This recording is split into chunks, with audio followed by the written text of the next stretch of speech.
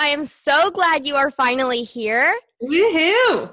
Excited to be here with you, Haley. Yes, we're in like this mastermind-ish, I don't even know what to call it, but we're this mastermind-ish thing together. And we got close, was it like last October-ish? Mm-hmm. Yeah, and man, I've loved following your brand since then. I feel like I've gotten to know you better. So I'm so glad you're finally on the show. And you are like the master of passive income. I know you just started your membership site specifically for digital product owners. I know right now we have a lot of listeners that have a digital product, a passive income product out there. You might be like a web designer, but you have something on the side, or you have a photographer, but you have an editing course over there that you're trying to create that's like this side hustle while you're running your business. You're about to fall in love with Gemma.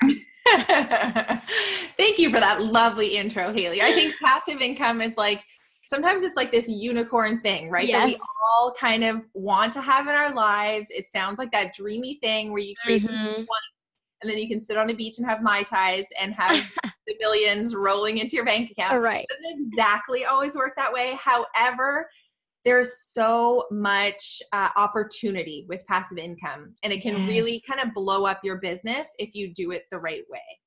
Amen to that. For real.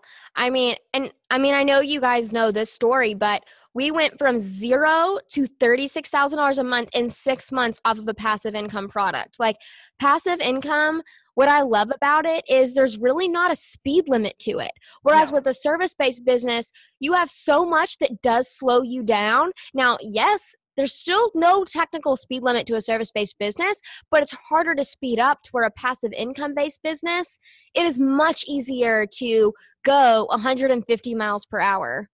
Totally. And similarly, like if you're a blogger and not necessarily even selling a service yet, but you kind of have that, you're trying to make money by working with brands and doing all those sponsored collabs. That's also really hard to build up and scale up in a fast way. And so you need to have something else going there. You need to diversify your revenue stream and have money coming through the door, hopefully through a passive product, because then you can just scale your business that much faster. So it's kind of applicable to like any online entrepreneur building a business in a lot of different arenas. Yeah.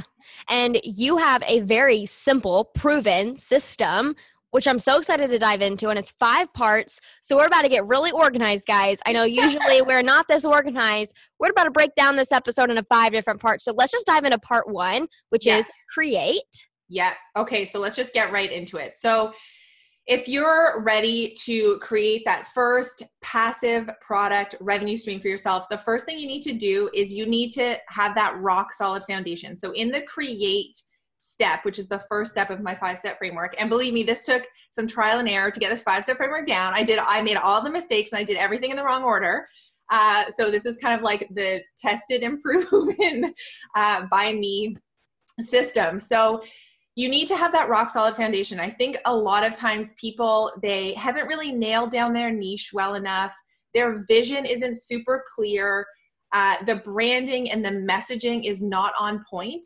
And so even before we create the product, all of that needs to be addressed. And so we kind of need to go through that. And they always say the riches are in the niches, and I believe it. Like, I think it's better to be a lot more niche to begin with, and later on you can expand.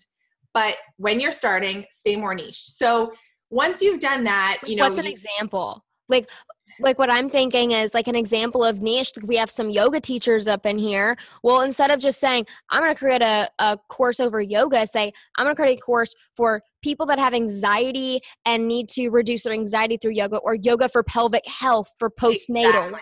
Yeah. Exactly. So you're getting super, super niche. It's going to be a lot easier to attract the right target customers, and it's going to speak to those customers a lot more effectively. And then when we get in, we're going to get into diversifying like a little bit later in the framework. And that's where you could maybe expand beyond that first niche. So, what we're doing here in Create is we're really creating your first minimum viable product. I think the other thing that people do is they think they need to have the whole online course created, or a gajillion modules and videos for their membership program, right? and you don't. And that is going to set you back so far because you're not going to be making money quickly. You're going to put a lot of time and effort into an idea that's not validated. So don't do that. I made that mistake. I spent months on a course that I then launched. It was fine. I made a couple $1,000s, but I quickly realized it wasn't quite the right course. I hadn't niched it down enough. It just wasn't the right message. So I had to start from scratch. So don't make my mistakes. And so, yeah, we talk about how can you really come out into the world with an excellent product, but only, if you're wanting to create an online course, you definitely have to have your outline created in order for you to create all your marketing messages around your course. But just have the first module done, right? And you can drip it out as you welcome that first batch of students, then drip out the content. You're going to get the feedback and testimonials from that first batch of students. And then when you go to launch it the second time, not only have you got testimonials, but all your content is done, right? So it's kind of this building process. And it's the same with a membership. Lean launch it the first time, get people in the door. And the other amazing thing about that, and I've experienced that just recently with launching my new membership, is that you hear from the members about what it is they really like and also what their questions are. So you can tailor the content to exactly what they need it to be. So that's kind of, so that's what we really want to tackle in the create step. What I love about what you're saying in the create step is it's not just, okay, this is how you create it. This is how you create a foundation for a passive income product that's actually scalable, because there is a big difference. And either there's a lot of people online that they can teach you how to build a course. They can teach you how to build a membership site, but they're going to teach you how to build a product that you can sell to your warm audience. Yeah, maybe like Gemma said, get a few $1,000s. But is that scalable? What's your end goal? Your end goal is obviously to have a passive income product that's creating recurring profit in your business, that creates stability in your income. And if you don't build this foundation right, like Gemma's talking about, that's just not going to happen. And that sucks. Yes. And you need to do that market research, right? Which is, again, there's some sort of key questions that you can tackle in doing that market research so that you're setting your business up exactly as you said for scalability and success. Do you find that people like to skip that part? 100%. I think we would all want to skip it, right? It's kind of, that's my favorite part. I love that part. What I always say is I'm like, listen, if you want to sell to people, you have to feel like they're your best friend. Totally. Get on a call with them, transcribe the call using Timmy, and highlight everything that stands out. If they say, man, it really keeps me up at night that I'm not making da-da-da-da-da. Okay, that's what you need to create a Facebook Live over right there. Totally. And it's copy stalking, right? I remember I heard somebody use that term before and I loved it because essentially if you can, whether it's on a call or it's in Facebook groups or wherever, who knows, a Reddit forum, wherever it is that you are doing your market research, get a Google Drive folder going and have a document where you literally copy and paste in their questions and their obstacles, the mistakes they're making, all that kind of stuff. And you literally can use that copy in your email funnel to make them feel like, yes, she is answering my questions in this product. This is the product for me, right? I love it. Super important piece of the puzzle. So the next step that we tackle is attract. So this is where you need to get your product seen by the right people. So attracting, obviously, attracting your ideal audience, we're going to do this the most easily by creating a lead magnet. To grow your email list, we're going to create that engaging content with newsletters, with social media, with your website. You can even reach out for press and collaborations in order to get people kind of in. But the main thing there is to have that email list with that one special lead magnet. I remember I made the mistake of trying to create, I think I had 20 lead magnets going at one time. And I had all these different ways that I was desperately trying to grow my email list, and none of them were great. Had I just spent more time creating one super, super valuable lead magnet that was, it has to be directly related to what it is you're going to sell them on with your product. Even if you don't have your product fully created yet, there needs to be such a direct correlation. And I think that's often a mistake people make. They think, oh, I just need that lead magnet. Let me just throw up this like random downloadable. Yes. And it's getting the wrong people on their list. It's not about just checking the box. It's about creating the and like think about where their mindset is right before they buy your product. What's their pain point before the product pain point, and then just create an opt-in around that. Like Exactly. I used to have an opt-in for free stock photography, but I sold an SEO course. Like right. What? Like what was I even doing? I know. And I think we all make that mistake. So in this step, it's just really about being super clear and being really strategic about those people that you're getting on your list. I don't care if you have 20,000 people on your list. If they're not the right people, you're just paying for a big old email list that is not going to convert into paying customers. I'd rather you have 1,000 people who are exactly the right target audience, who want what you're going to offer. If those 1,000 people spent $100 a year with you, that's $100,000. You just created a 6-figure business. With you go, girlfriend. Yeah, with 1,000 people on an email list, right? You don't need those huge vanity metrics necessarily. Yes. So, and I think the other problem with the way people try to build their business is they go or build their audience, I should say, because that's what the Attract step is all about, is creating that audience. But they try and be on every single social media platform. They spread themselves really, really thin to just try and get follower numbers up. And that's just not strategic.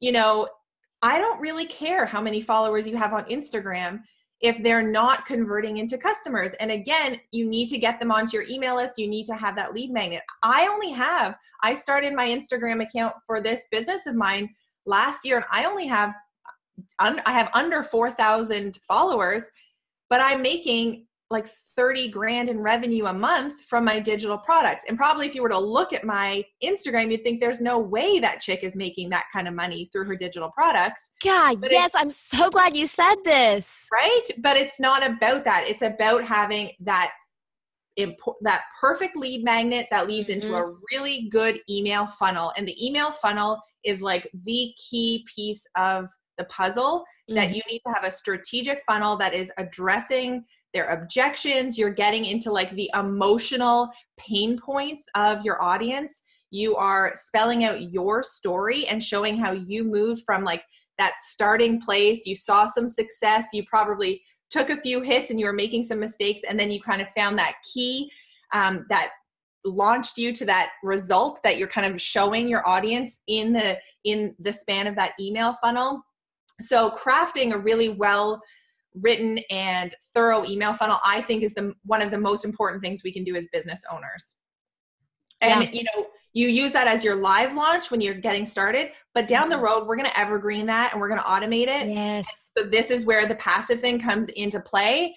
And that is what's going to generate revenue on, a very consistent basis. My favorite word is evergreen. Totally. So once you've done that, once you have your funnel, once you have your lead magnet, you're growing your email list, you're doing all of that. And the other important thing I should have mentioned with the funnel is that you're testing it and tweaking it and making sure it converts. I'm a big believer in that we always follow the data. We always follow the numbers in our businesses, and they should be what are leading our decisions. So we're tackling all of that in step 2. Then when we get into step 3, this is where we're automating. So we know that we have an email funnel that's working. We're only, maybe we've live launched it twice or 3 times. Let's say it's a new online course or a membership. This is where we're going to automate it and we're going to turn it into evergreen. So you need to automate literally as many elements of this as you can. So you need to get the right tools and systems in place. By now you've made some money with your product. So you need to reinvest some of that money into getting things like deadline funnel up and running. You need to have a really good email service provider. You might be doing, your lead magnet could be a webinar. So you might need some tools there to automate a webinar.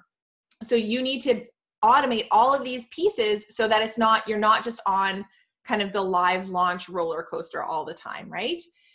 So I know you're a big fan of automation, and that's a big part of what you teach, Haley, and I've learned a lot about automation from you. So, identifying like what's working, what's not, putting the whole system on autopilot is really going to be the important part here in the 3rd step. Yeah. So then once we've automated everything we can about the sales process of that product, that's when we're getting into scaling. Mm-hmm. So you've now automated everything. You're bringing in organic traffic, whether it's on Instagram or Facebook, your Facebook group or your blog post or whatever it is that you do to bring organic traffic into your automated sales funnel. Great. But we want to pour some fuel on that fire, right? We want to be able to scale that up a lot faster. And there are ways that we can do this using paid ads. Like obviously, we all know that using Facebook ads and Instagram ads, even Pinterest ads, you can explore, or Google AdWords. Like there's all kinds of ways that you can pour fuel on that fire. And as long as you're following your numbers and you know that it's converting and you're seeing the conversion rates you need, it's kind of a no-brainer. Like why wouldn't you put $2 into something if you're going to get $6 in return, right? Yeah. It's like, the numbers are amazing. I mean, like, let's say that your product is $500 and you know that for every 100 people that come into your webinar, you get 5 sales. So then 5 times $500 is $2,500. Yeah. So let's say the next month you wanted 5,000. It's literally a knob. Now you know to get 200 leads to get $5,000. And if you spend $2,000 on 200 leads at $10 a lead, then you have a $3,000 return on your $2,000 investment. Like it's so easy. It's literally numbers. And what I find is so many entrepreneurs, like they base their decisions off fear and then they let all these emotions dictate everything. And like emotions have a place, but like not a very big one. Let's be honest with you. And I don't think like the founder of like Nike is making the decisions for that huge company based on how they feel and emotions, right? Like they're following the numbers, and that's what you need to do as a business owner too. Like you need to step into the CEO role of your business, and just have I know you do this too, Haley. I'm sure you do it more than I do. But, you know, I have a chart of numbers, those key performance indicators, and I'm looking at them every week and making sure that nothing is kind of falling off. And if something is falling off, you tackle it and you tweak it and you figure out why and you fix it. So it's just this like machine that keeps working. Yeah. And then the other thing, sorry, go ahead. No, I keep going. I love this. So the other thing that I talk about in the 4th step, which is scale, is not just about using paid ads. It's also scaling your team. So you might have worked as a solopreneur for this whole time leading up to this 4th step because, you know, you can do all of those things. You can figure it all out until you get here. But if we're going to really take this business of yours now, you have one amazing passive product that's going for you. It's working on autopilot and you're growing it. You're not going to be able to up level to the next level in your business unless you have started to build a team. And this is like super, super important. I was somebody who dragged my feet for a long time to hire because I'm a bit of a perfectionist. I feel like I can do it all better myself. And it took me a while to hire somebody and hand off some stuff. And once I did, I could not believe the transformation, both in myself as the CEO of my business, but also in just how much more quickly we were able to grow things. So, and also to free up that space for you to be that creative CEO that you need to be in order to, you know, grow this amazing, wildly successful business that I know all of you can do. So that's also what we talk about in that scale, in that 4th step. It's an important piece of the puzzle. So literally you're handing off everything you can that's not automated to a team member or multiple team members. Which is so scary. It's so scary. And I know I've heard so many of you go, oh my gosh, I don't even know if I can hire this first person or the second person or this third person because it's like, so, you know, totally. But once you get to this point, it's a necessity. And you kind of get to the point where you're like, what is my main goal? It's to impact more people because the product you've created is literally built to change people's lives. And if you do not hire a team member or if you don't even have to have a big team. You could have one person on your team. That's fine too. But it's like you're saying no to changing someone's life in the future. Like what's your big goal? And like keep that in the forefront of your mind because you're going to have to make scary decisions as a business owner. Got to get out of your comfort zone, girl. Totally. I mean, that's tough. That is just part of the game. And the other really neat thing about hiring team members is that you're also changing their lives. Like I have loved working with my teammates because they're super, you know, they're just keen and they want to learn so much. And it's amazing to work with other people. And that was a benefit that I hadn't really thought about before I hired my first person. Yeah. So it also just makes your business more fun, I think, when It you work with does. people. It's more creative energy, creative juices in the mix. Exactly. Oh my gosh. My like right-hand girl, Sam, she's now like telling me all the time how we should be running things. I love it. I love it. It's amazing. Yeah.